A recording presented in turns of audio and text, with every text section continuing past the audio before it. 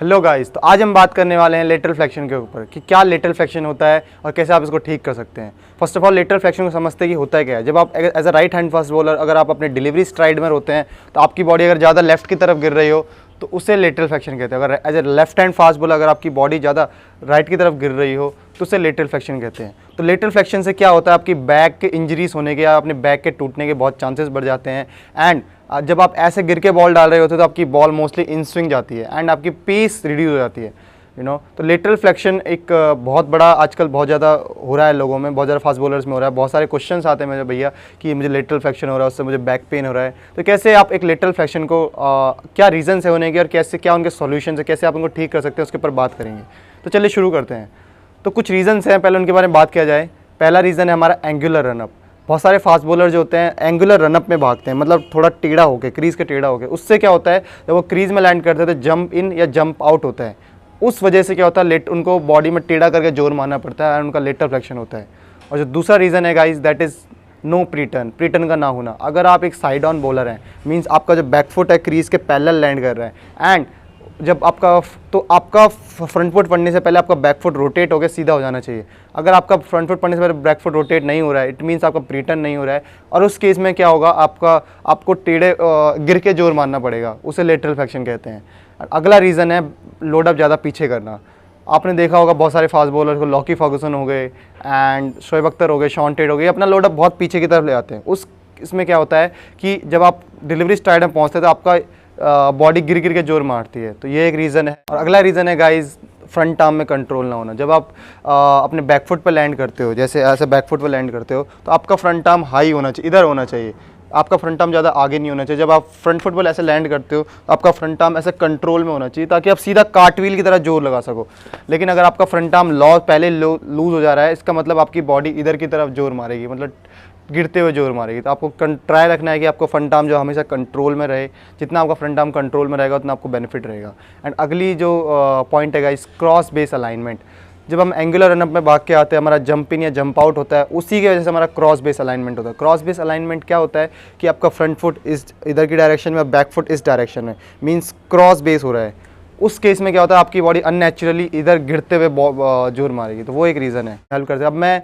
अब बात करूंगा कि आपको लेटरल फ्लेक्शन ठीक करना चाहिए या नहीं करना चाहिए। अगर आप 19 या 20 ईयर्स ओल्ड हैं और आप एक मैच्योर फास्ट बॉलर, आपने एनफ बॉलिंग आप कर चुके हैं, उस केस में क्या होता है, अपने टेक्निकल चेंजेस लाना बॉलिंग में बहुत मुश्किल होता है, राइट। तो आप चेक करिए, अगर आपका लेटरल फ्लेक्शन हो रहा था कि आपको बैक पेन हो रहा है, कि आप अच्छी तेज़ बॉल डाल रहे हो नहीं डाल रहे हो। अगर आप तेज़ डाल रहे हो, अगर आपको बैक पेन नहीं हो रहा तो यू कैन कंटिन्यू, आप कंटिन्यू कर सकते हो उस एक्शन से। लेकिन अगर आपको बैक पेन हो रहा है या आपकी पेस कम आ रही है तो आपको ज़रूर ही इस लेटरल फ्लेक्शन को ठीक करना चाहिए। लेकिन आई विल से कि लेटरल फ्लेक्शन को ठीक करने में बहुत टाइम लगेगा, बिकॉज हमारे जो मोटर पैटर्न में जो चीज़ें पहले से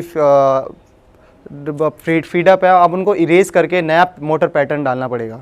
मींस नई ड्रिल आपको कंटिन्यूसली ड्रिल्स करनी पड़ेंगी। उस चीज़ को पहले कॉन्शियसली करना पड़ेगा। जैसे जैसे कॉन्शियसली करेंगे ना गाइस, वो धीरे धीरे सबकॉन्शियस माइंड में आपके फीडअप होगा एंड वो धीरे धीरे आपके बॉलिंग एक्शन में आएगा। तो टेक्निकल चेंजेस लाने में आपको ऑफ सीजन में जितना आप कर सके, और जब भी आप टेक्निकल चेंजेस ला रहे हो, आपको ध्यान रखना है कि आपको नेट में बॉलिंग कम करनी है, आपको मैचेस में बॉलिंग कम करनी है, जब तक आपका वो चीज़ आपके एक्शन में आ ना जाए।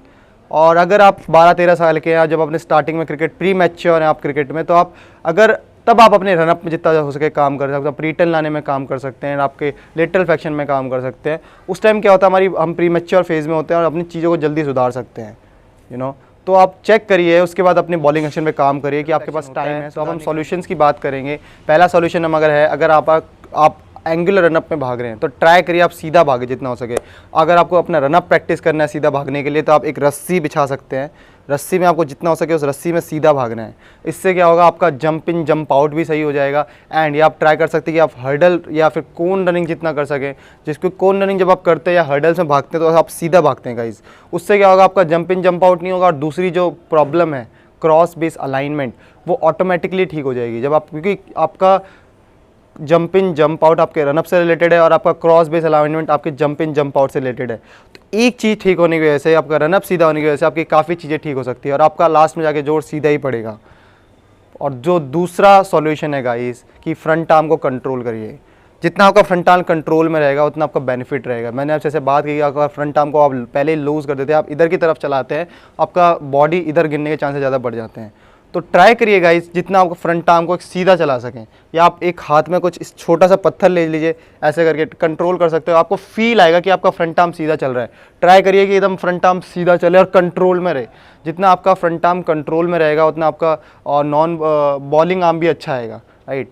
तो ट्राई करिए, आप फ्रंट आर्म की ड्रिल्स करिए, आप बैक फुट कॉन्टैक्ट में आपका फ्रंट आर्म एकदम हाई रहना चाहिए। उसके बाद फ्रंट, जब आपकी नॉन फ्रंट फुट भी लैंड होता है तो आपका बैक फ्रंट आर्म में से कंट्रोल में रहना चाहिए। तो ये था फ्रंट आर्म के लिए ड्रिल था गाइस। पॉज। और जो हमारा अगला सॉल्यूशन है गाइस, प्री टर्न की जितनी ज़्यादा ड्रिल्स होके आप करिए, बिकॉज जब आपका पैरेलल लैंड कर रहा है बैक फुट, तो ट्राई करिए कि फ्रंट फुट लैंड होने से पहले वो रोटेट हो जाए। उसके लिए आपको जितना हो सके प्री टर्न की ड्रिल्स करनी है ना। प्री टर्न की ड्रिल्स के लिए मैं आगे वीडियो डालता रहूँगा, लेकिन आपको अपने बॉलिंग में प्री टर्न होना चाहिए। अगर आपकी बॉलिंग में प्री टर्न नहीं है तो आपको हिप इंजरी, आपको नी ग्रोइन इंजरी होने के चांसेस बढ़ जाते हैं।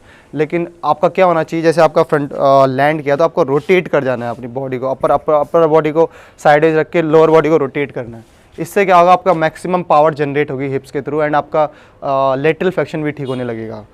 और जो गाइस हमारा अगला सॉल्यूशन है लोडअप।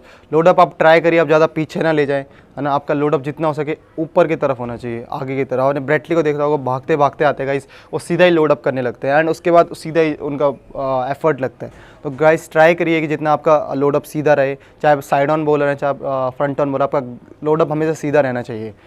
तो ये कुछ सॉल्यूशंस थे जो आपके लेटरल फ्लेक्शन को ठीक करने में हेल्प करते हैं। तो गाइज़ अगर आप मुझे इंस्टाग्राम पे क्वेश्चन से पूछ सकते हैं, मैं अपना इंस्टाग्राम का लिंक डिस्क्रिप्शन में डाल दूंगा। मैं वहाँ पे मोस्टली सेशंस के लिंक डालता रहता हूँ, तो आप मुझे वहाँ फॉलो कर सकते हैं।